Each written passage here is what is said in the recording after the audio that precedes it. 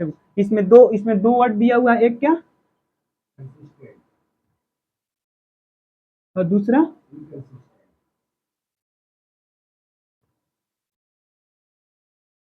देखो, अगर अगर कोई लाइन दो लाइन कॉन्सिस्टेंट हो, दो लाइन क्या हो कॉन्सिस्टेंट हो, मतलब दो लाइन कॉन्सिस्टेंट हो, किसका हम इसमें क्या इक्वेशन दिया हुआ है, बोला क्या इक्वेशन में पता नहीं है कौन सा कॉन्सिस्टेंट है कौन सा इनकॉन्सिस्टेंट है। देखो कॉन्सिस्टेंट का जो हिंदी होता है वो क्या होता है संगत, ठीक। यहाँ पे लाइन का बात कर रहे हैं तो क्या होगा संगत रेखा लिखेंगे। अच्छा, उसके बाद अगर इनकॉन्सिस्टेंट, इनकॉन्सिस्टेंट का मतलब होता है क्या असंगत, लाइन का बात कर रहे हैं तो क्या, ठीक है। देखो क्या अगर अगर बोले कि लाइन, क्या लाइन कंसिस्टेंट हो, क्या हो कंसिस्टेंट हो, तो उसका क्या हो जाएगा, उसका जो सॉल्यूशन होगा उसका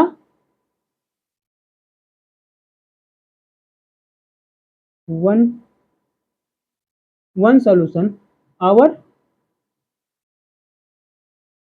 मोर देन वन सॉल्यूशन।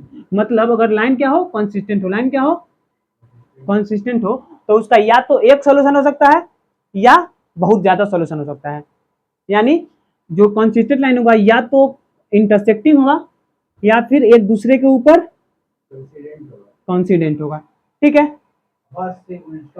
हाँ, आज जो इनकॉन्सिडेंट होगा ये क्या होगा, इसमें नो सॉल्यूशन, क्या नो सॉल्यूशन, मतलब नो सॉल्यूशन का मतलब होगा कि कैसा लाइन होगा, लाइन पैरेलल होगा, ठीक है।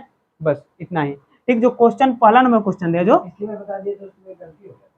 हाँ उसमें उसमें हम लोग इनकॉन्सिस्टेंट मतलब हम बहुत सारा सॉल्यूशन बोल दिए थे, मतलब आप बोले थे कि पैरेलल का बिल्कुल यूज ही नहीं है। हाँ पैरेलल का यूज है, पैरेलल जो लाइन होता है वो इनकॉन्सिस्टेंट होता है, क्या होता है इनकॉन्सिस्टेंट, मतलब असंगत, संगत मतलब होगा कि कहीं पे मिल तो नहीं रहा है ना, संगत मतलब होगा कहीं पे मिल तो नहीं रहा है, नहीं मिल रहा है मतलब संगत मतलब मिल रहा है, नहीं मिल रहा है उसको बोलेंगे असंगत। अ का देखो हिंदी में क्या होता है, हिंदी में अ का मतलब हो जाता है नहीं, इंग्लिश में इन का मतलब हो जाता है नहीं, ठीक है। तो जो कॉन्सिस्टेंट लाइन होगा वो क्या होगा, या तो उसका एक सॉल्यूशन होगा या फिर उसका बहुत सारा सॉल्यूशन होगा, और जो इनकॉन्सिस्टेंट लाइन होगा उसका कोई सॉल्यूशन नहीं होगा, ठीक है। तो जो इंटरसेक्टिंग लाइन और जो एक दूसरे के ऊपर एक लाइन है, ठीक, मतलब पॉइंट कॉन्सिडेंट लाइन, उस वो क्या होगा कॉन्सिस्टेंट होगा, और जो पैरेलल लाइन होता है वो इनकॉन्सिस्टेंट होता है, ठीक है। तो देखो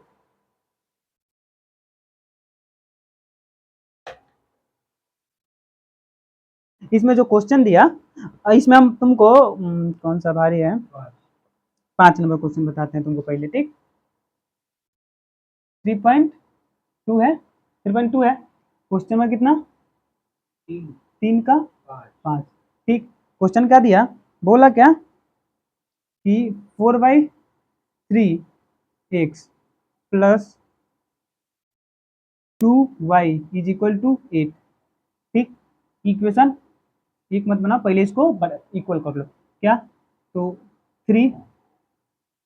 4x plus 6y is equal to 8, तो क्या हो जाएगा 4x plus 6y is equal to 24, equation एक, ठीक। उसके बाद दूसरा बोला कि 2x plus 3y is equal to 12, equation 2 हो जाएगा, ठीक। अब देखो क्या कैसे देखेंगे, वही a1/a2 b1/b2 c1/c2, तो बताओ a1 इसको a1 b1 a1 a2 b1 b2 c1 c2, ठीक। मतलब 4/2, 3/6/2 और 24/12, ठीक।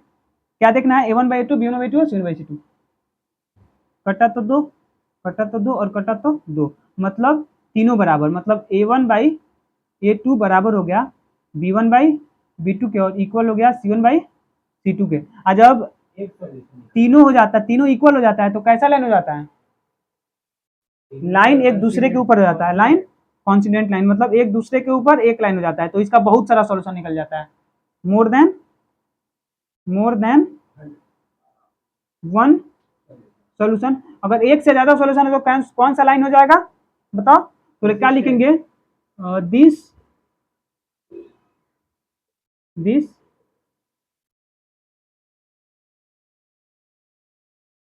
those lines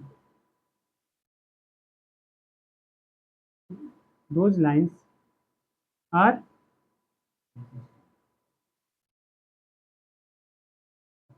डायरेक्ट कंसिस्टेंट ही लिख देते हैं। हाँ ठीक, कंसिस्टेंट लाइन ठीक है। वही चाहिए, तुम a1/2 b1/2 और c1/c2 से करके देखोगे। बस यही ना। हाँ यही है। तीसरा 3 नंबर तुमको एक और बताते हैं, 3 नंबर नहीं कर पाओगे ठीक।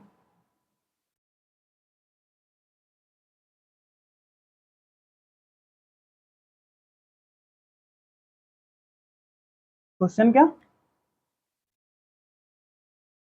3 ठीक। देखो क्वेश्चन 3 क्या बोला, बोला क्या कि 3/2 है, फिर प्लस 5/3 x y = 7। सबसे पहले इसको फ्रैक्शन से तोड़ के खत्म, किससे इंटीजर में लाओ, तो कैसे लाओगे 6, तो बताओ 2 3 6 9x प्लस 10y = 7 ठीक। अब क्या 9x प्लस 10y = 42 इक्वेशन 1। और दूसरा इक्वेशन क्या बोला कि 9x माइनस 10y = 14, यही बोला ना। इक्वेशन क्या है 2 है। अब देखो, अब a1/a2 b1/c2 c1/c2 को कंपेयर करो, तो 9/9 यहाँ पे क्या 10/-10 और यहाँ पे क्या 42/14। -10 में कोई दिक्कत होता है क्या? हाँ माइनस है तो माइनस, जो टर्म माइनस में है तो माइनस में रखो, प्लस में है तो प्लस में जैसे रखो। कि A1 में 1 रहा और B1 में -1 रहा तो कोई डिफरेंस बन जाएगा। देखो A1 में रहा 1 और A1 B2 में रहा -1 तो डिफरेंस हो जाएगा। देखो जैसे यहाँ पे क्या, देखो इसको हम इसको A2 बोलते हैं, क्या बोलते हैं A2 बोलते हैं, सॉरी इसको A1 बोलते हैं, सॉरी B1 बोलते हैं, इसको B2 बोलते हैं। अब बताओ जो A1 और A2 है, जो B1 और B2 है, B1 कितना है, B1 बराबर 10 है प्लस 10 है, टर्म किसमें है प्लस 10 में। अच्छा इसमें B2 बराबर कितना है बताओ, -10 में है ना। तो 10 और -10 कभी बराबर हो सकता है क्या,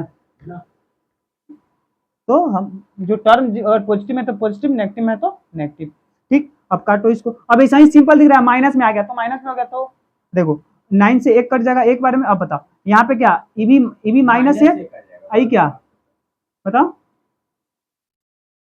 3 बार, तो इक्वल नॉट और ई भी इक्वल नॉट। अब देखो तीनों बराबर नहीं आया, तीनों बराबर नहीं आया मतलब कैसा लाइन, पैरेलल लाइन, कैसा लाइन, अब पैरेलल लाइन, अब पैरेलल लाइन तो कैसा, नो सॉल्यूशन, पैरेलल लाइन तो क्या नो सॉल्यूशन, नो सॉल्यूशन तो कैसा लाइन इनकॉन्सिस्टेंट।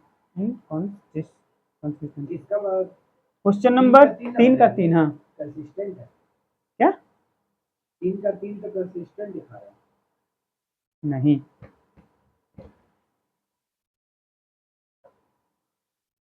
माइनस पर थोड़ा सही किया 3/2 x 5/3 y = 7 ठीक।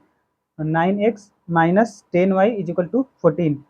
अब बताओ, अब इसको फ्रैक्शन में था तो पहले क्या सिंपल में करो, तो 6 2 3 3 9 3 गुना 6 5 गुना 10y ठीक है। 9x प्लस 10y =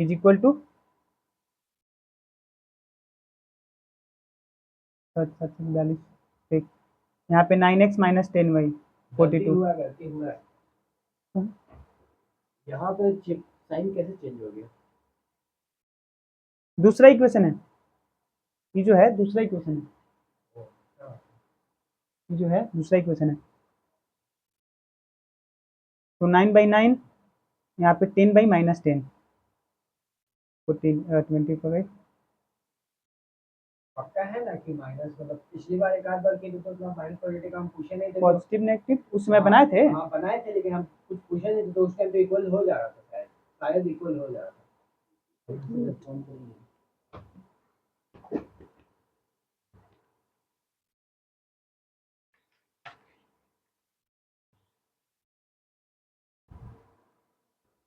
तुम फॉर्मूला गलत बताया हो। अब बताओ अगर a1 by A two equal not b1 by b2 हो तो कैसा लाइन होगा? a1 by A two is equal to equal not b1 by b2 हो तो b1 बाई b2 हो तो कैसा लाइन? पैरेलल मतलब इंटरसेक्ट होगा ना, क्या बताए थे? अगर पहला है a1 by A two equal not b1 by b2 हो तो कैसा लाइन हो जाता है? इंटरसेक्टिंग लाइन हो जाता है। और इंटरसेक्टिंग लाइन हो जाता है तो क्या होता है? उसमें एक सॉल्यूशन होता है ना, एक सॉल्यूशन होता है तो उसको क्या बोलते हैं? पैरेलल बोलते हैं। इंटरसेक्टिंग बता तो क्या होगा? कॉन्सिस्टेंट होगा ना। तीनों देखने लगा मेरे को पहला हाँ, तुम जो फॉर्मूला बोल दिए हो, हम जब इसको बोले हैं तो तुम बोल दिए हो क्या कि समानांतर यानी पैरेलल लाइन है। तो पैरेलल लाइन है तो उसका कोई सॉल्यूशन नहीं होता है। आज इसका कोई सॉल्यूशन नहीं होता है वो क्या होता है? इनकॉन्स्टेंट होता है। लेकिन इसका तो एक सॉल्यूशन होगा ना, क्योंकि पैरेलल लाइन नहीं है, इंटरसेक्टिंग लाइन है। जो पैरेलल होता है वो क्या होता है? a1 by A two equal to b1 by b2 equal not c1 by c2। लेकिन ये क्या है? a1 बाई ए टू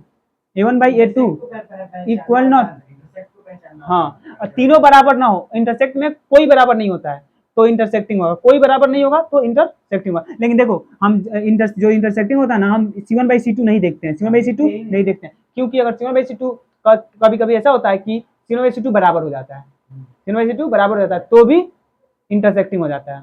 ठीक, तो इसमें सिर्फ a1 बाई a2 और b1 बाई b2 देखते हैं। तो अगर a1 by a2 b1 by b2 को बराबर ना हो, a1 by a2 b1 by b2 को बराबर ना हो तो कैसा लाइन होगा? वो कॉन्सिस्टेंट, मतलब वो लाइन एक दूसरे को क्रॉस करेगा। जब क्रॉस करेगा तो क्या होगा? कॉन्सिस्टेंट होगा। ठीक है, कंसिस्टेंट है क्योंकि एक सॉल्यूशन है। हाँ ठीक।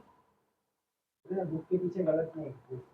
हाँ, तो ये तुम बोले हो क्या कि लाइन पैरेलल, जब पैरेलल इसके कारण अगर लाइन पैरेलल ना होता, लाइन अगर पैरेलल हो जाएगा तो कैसा लाइन हो जाएगा? उसमें तो कोई सॉल्यूशन नहीं निकलेगा। और जब कोई सॉल्यूशन नहीं निकलेगा तो अब देखो जो नीचे वाला क्वेश्चन है इसके बाद वाला, इसमें कोई और प्रॉब्लम है। मेन तो जो हार्ड वाला समझ गया। देखो अगर हो तो एक और बता देते हैं। 4 नंबर बता दो। 4 नंबर, अब बताओ 4 नंबर का फॉर्मूला बताओ। 4 नंबर का सॉरी क्वेश्चन बताओ, क्वेश्चन क्या है? 5x प्लस मैंने से बोलना क्या? 5x minus 3y is equal to 11। ठीक, पहला इक्वल। दूसरा बोलो। 10x plus 6y equal to -22 -22। Equation 2। अब बताओ माइनस इक्वेशन 4 है 3 का 4। हाँ, तो इक्वेशन फर्स्ट और इक्वेशन 2 ही। अच्छा वही। ठीक, अब देखो क्या a1 by a2 b1 by 2 और c1 बाई c2 का कंपेयर तो करो। a1 कितना है? 5। b1 कितना है? सॉरी a2 कितना है? 10। उसके बाद b2 कितना है? -3। और b1 कितना है? -3 और b2 कितना है?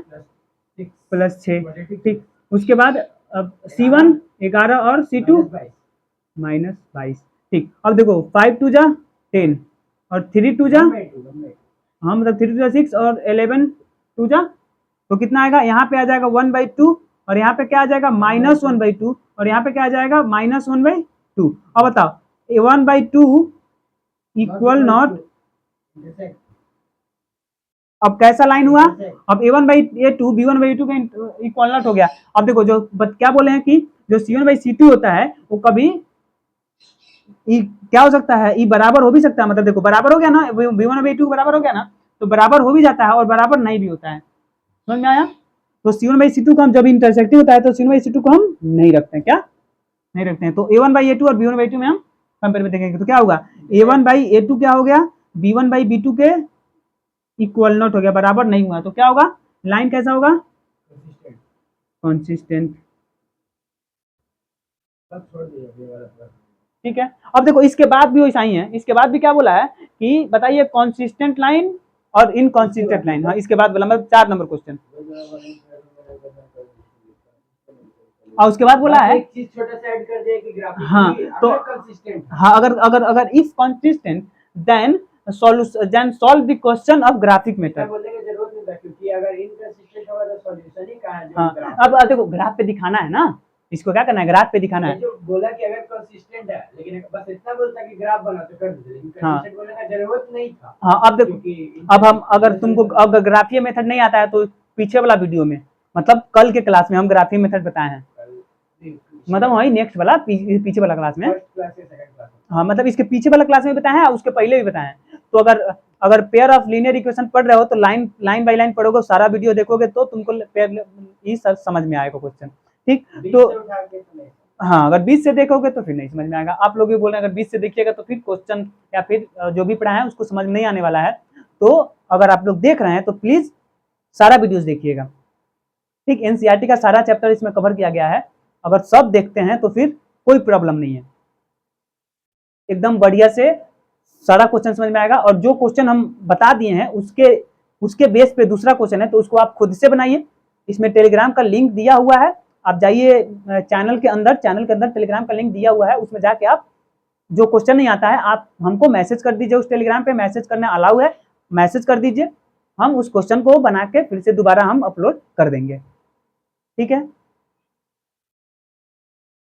ठीक। अब देखो उसके बाद क्या बोला क्वेश्चन नंबर 5 में, तो दो क्वेश्चन दो हमको। क्वेश्चन नंबर 5 हाँ 4 चार वाला तो सेम है, पहले कॉन्स्टिटेंट कौन से पहचानो, अगर कॉन्स्टिटेंट है तो उसका ग्राफीय मेथड से क्या करो, सॉल्यूशन निकालो।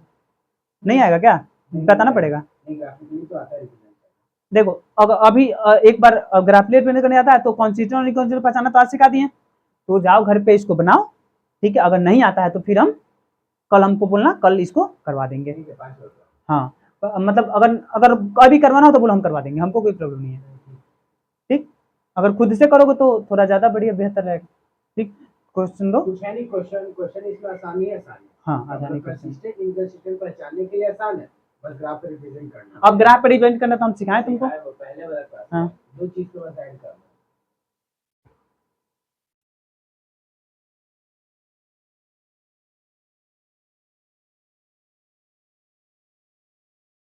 अब देखो जो क्वेश्चन बोल रहा है इसमें, बोल रहा है कि half the perimeter of the garden. ठीक, half the perimeter of the garden whose बताते हैं, whose length is 4 metre more than its width. ठीक, is 36 metre, find the dimension of the garden. अब देखो क्या बोला है कि एक गार्डन है जो किस टाइप का है, आयताकार, मतलब रेक्टेंगुलर है। कैसा है, रेक्टेंगुलर है। इसको मिटा दे, कॉन्स्टिटेंट और इनकॉन्स्टिटेंट समझ में आ गया, जो इसको संगत बोलते हैं और इनकॉन्स्टिटेंट को असंगत बोलते हैं। अगर संगत होगा तो इसका एक हल या फिर बहुत सारा हल होगा, मतलब एक सॉल्यूशन या फिर बहुत सारा सॉल्यूशन होगा, क्या होगा, इनकॉन्स्टिटेंट होगा। जिसका कोई सॉल्यूशन होगा वो इनकॉन्स्टिटेंट होगा। मतलब जो लाइन इंटरसेक्टिंग है और जो लाइन एक दूसरे के ऊपर है वो क्या कहलाएगा, वो कॉन्स्टिटेंट कहलाएगा। और जो लाइन क्या है बताओ, जो लाइन पैरेलल है वो लाइन क्या कहलाएगा, उसके पास नो सॉल्यूशन, इनकॉन्सिस्टेंट कहलाएगा। ठीक है, इरेज कर दें। अब देखो क्वेश्चन नंबर 5 क्या बोल रहा है, क्वेश्चन नंबर 5 बोल रहा है इसमें, क्वेश्चन नंबर 5 बोल रहा है कि एक गार्डन है, क्या है, एक गार्डन है जो किस टाइप का है, रेक्टेंगुलर शेप का है। किस टाइप का है, रेक्टेंगुलर शेप का है। मान लो ए बी सी और डी। ठीक, गार्डन है जो किस टाइप का है, रेक्टेंगुलर शेप का है। तो बोल रहा है इसका जो पेरीमीटर है, देखो हिंदी में क्वेश्चन पढ़ देते हैं। बोल रहा है कि एक आयताकार बाग, ठीक, एक रेक्टेंगुलर शेप का बाग जिसका जो लंबाई है और चौड़ाई है, लंबाई चौड़ाई से 4 मीटर अधिक है। लंबाई हमेशा बड़ा होता है, 4 मीटर अधिक है, लंबाई हमेशा बड़ा होता है। फिर बोल रहा है कि इसका अर्ध परिमाप मतलब इधर इसका आधा, मतलब यहाँ से लेकर और यहाँ तक इसका जो अर्ध परिमाप है वो कितना है, 36 मीटर। मतलब जो इसका जो हाफ पेरीमीटर है, हाफ पेरीमीटर कितना है, 36 मीटर। और फुल पेरीमीटर देखेंगे तो 72 मीटर हो जाएगा। ठीक, तो बोल रहा है इसका विमाएं, विमाएं मतलब डायमेंशन, डायमेंशन मतलब होता है कि इसका लंबाई और चौड़ाई दोनों बताइए, लंबाई और चौड़ाई कितना होगा। हाँ, सबसे पहले ये बताओ, सबसे पहले मान लो कि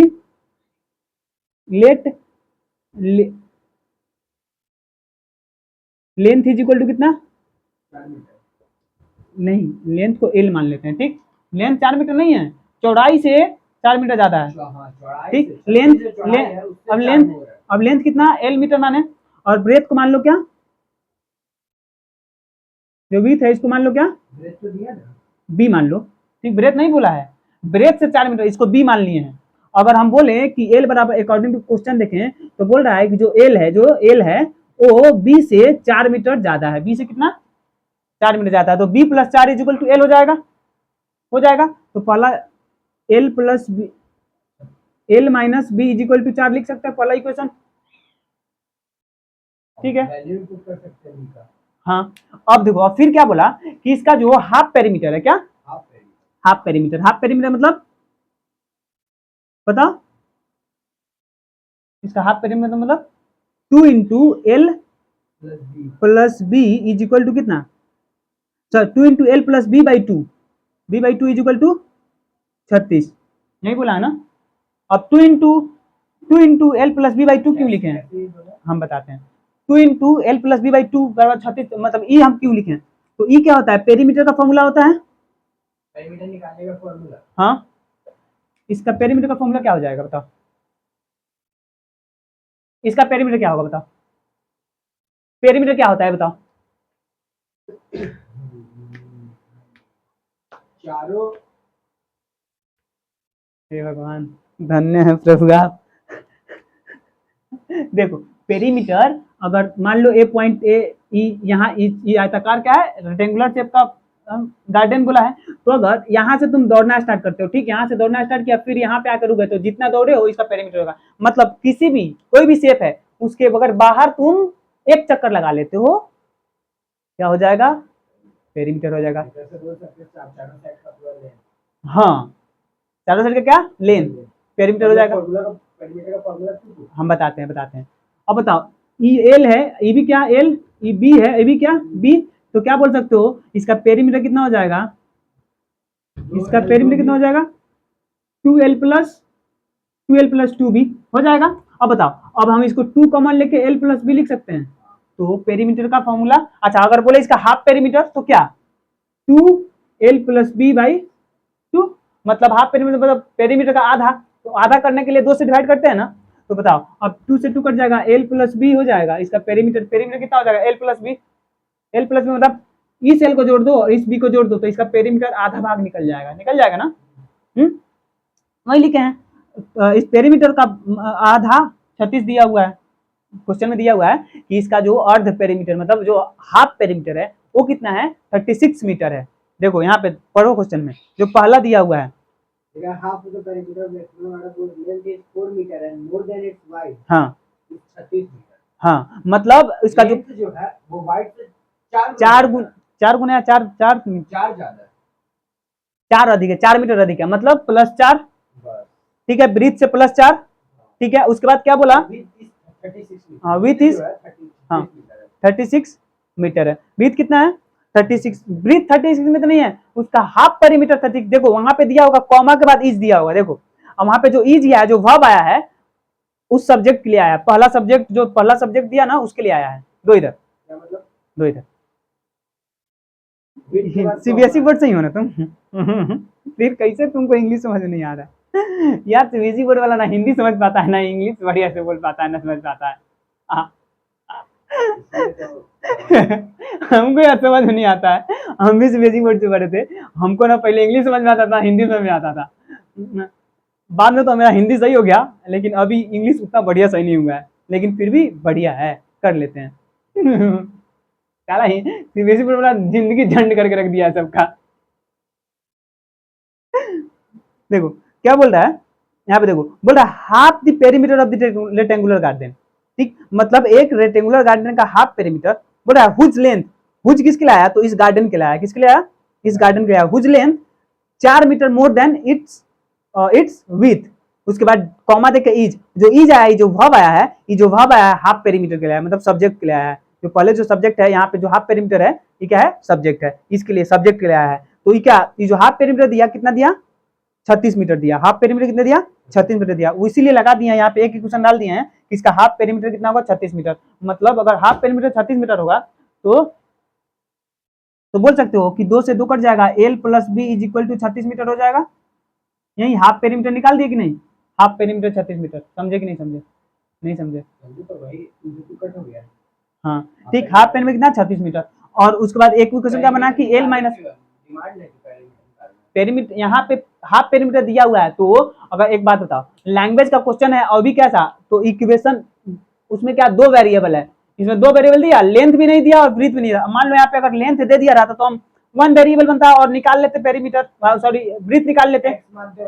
हाँ ब्रीथ निकाल लेते, लेकिन यहाँ पे तो ना लेंथ दिया ना ब्रीथ दिया, तो दो वेरिएबल बना। Half perimeter 36। हाँ जब 2 वेरिएबल बनेगा तो हम दो इक्वेशन बनाना पड़ेगा, ठीक है, 2 इक्वेशन बनाना पड़ेगा। अब देखो अभी की देखो पहला इक्वेशन ऊपर वाला क्या बोला, पहला इक्वेशन में बोला कि एल जो है बी से 4 ज्यादा है, तो लिखे क्या एल बराबर बी प्लस 4, ठीक है। उसके बाद दूसरा इक्वेशन बनाया कि एल प्लस बी जो है 36 मीटर, मतलब हाफ पेरीमीटर 36 मीटर, ठीक है। तो अब बताओ इस दोनों को तुम सॉल्व कर सकते हो, कैसे सॉल्व करोगे, या तो ग्राफिया मेथड से सॉल्व करो, कैसे दिया है ग्राफिया मेथड से सॉल्व करो, तो ग्राफ बनाना पड़ेगा तुमको, ग्राफिया मेथड से नहीं दिया है, इसमें बोला कोई भी मेथड लगा सकते हो तो। हाँ मतलब इसका लेंथ डायमेंशन मतलब लेंथ और ब्रीथ निकालिए, नॉर्मल तरीके से कर देते हैं। हाँ नॉर्मल से कर लो, तो करोगे तो क्या देखो एल बी से बी कट जाएगा, एल्यूमिनेशन एल से भी एल कट जाएगा, नहीं एल से एल कैसे, एलिमिनेशन लगा सब, लेकिन हम लोग अभी तक पढ़े नहीं है, हाँ? मतलब कि हम लोग पढ़ चुके हैं लेकिन चैप्टर मतलब बुक के हिसाब से तो अभी तक हम लोग नहीं पढ़े, तो वो मेथड नहीं लगा सकते, लगा सकते हो, नहीं लगा नहीं। हाँ तो फिर ग्राफिया मेथड देगा तब तो फिर ग्राफिया मेथड से बनाओ, फिर ग्राफिया मेथड से बनाना पड़ेगा तुमको, तो ग्राफिया मेथड से बनाओ, तो ग्राफिया से कैसे, ग्राफिया से तुमको कैसे बनाना है, अपना कोई मेथड, हाँ बुक के हिसाब से तो अभी तुम पढ़े ही नहीं। हाँ लेकिन फिर भी बता, इसके पहले इसीलिए बताए थे हम, इसके पहले वाला में थियरी हम इसीलिए पढ़ाए थे कि आगे वाला तुम ग्राफिया मेथड तो हम तुमको बता दिए हैं, अगर ग्राफिया मेथड लगाते हो तो बहुत लंबा लंबा चला जाएगा, तो इसलिए कैसे सॉल्व करो तुम, या तो एलिमिनेशन से सॉल्व कर दो या फिर सब्स्टिट्यूशन से सॉल्व कर दो। हम लोग काम करते हैं एलिमिनेशन, हाँ एलिमिनेशन डाल देते हैं, ठीक। तो अच्छा, देखो थोड़ी कराएंगे आप, नहीं करो, हाँ नहीं कर रहा है, अब देखो इसको मिटा देते हैं, हम लोग बुक देख ठीक है, ये वाला बीच वाला मिटा दिए, इस बीच वाला मिटा दिए, क्या यहाँ पे आया L plus B is equal to कितना 36 मीटर, इक्वेशन 2। अब एक बात बताओ, हम क्या इक्वेशन 1 और इक्वेशन 2 को जोड़ दें, जोड़ हम क्या बोले थे, वही एलिमिनेट करना, यानी एक को हटा देना, तो एक को हटाने के लिए हमको इक्वेशन 1 और इक्वेशन 2 को जोड़ना पड़ेगा, या फिर अगर ई वाला प्लस में रहता, ई वाला माइनस में रहता, तो हमको क्या करना पड़ता, वैसे ही जोड़ना पड़ता। देखो अगर एक प्लस एक माइनस में है, अगर दोनों प्लस में है तो घटाना पड़ेगा, और दोनों एक माइनस एक प्लस में है तो हमको जोड़ना पड़ेगा, ठीक। तो जोड़ोगे तो या तो तुम ऐसे जोड़ दो या फिर लिख दो यहाँ पे add the equation first and second, तो लिखोगे तो राइट साइड को राइट साइड से जोड़ते हैं और लेफ्ट को लेफ्ट से जोड़ते हैं, ठीक है, या फिर राइट को राइट से घटाते हैं और लेफ्ट को लेफ्ट से घटाते हैं। तो जोड़ रहे हैं तो क्या देखो यहाँ पे एल माइनस बी आप प्लस किए, तो प्लस किए तो सिंबल तो चेंज होगा नहीं, तो प्लस किए तो एल प्लस बी। अब एक बताओ यहाँ पे प्लस बी, यहाँ पे माइनस बी, सॉरी यहाँ पे माइनस बी, यहाँ पे प्लस बी, खत्म होगा, यहाँ पे क्या 4 प्लस 36 जोड़े हैं, तो कितना एक एल दो एल, एक एल प्लस एक एल, दो एल इज इक्वल टू कितना आ जाएगा 40 आ जाएगा। अब एल इज इक्वल टू कितना 20, अब एल 20 निकल गया, हम एल कितना निकल गया 20 मीटर निकल गया। अब बताओ एल 20 मीटर निकल गया, तो हमको बी निकालने के लिए अब एल का मान किसी क्वेश्चन डाल तो बी निकल जाएगा तुमको। तो देखो एल का वैल्यू जो है 1 में डाल दो, तो एल का वैल्यू अगर तुम 1 में डालते हो तो देखो क्या हो जाएगा 20 minus B is equal to 4। अब बताओ, अब बोलो, अब इस बी को उधर ले जाओ, 4 को इधर ले लो, तो कितना बी बराबर कितना 16, ठीक। एल का तो निकल गया, बी भी निकल गया, नहीं समझे, एल का तो निकाल दीजिए। हाँ तो एल का वैल्यू डाले थे इक्वेशन में बी का निकालने के लिए।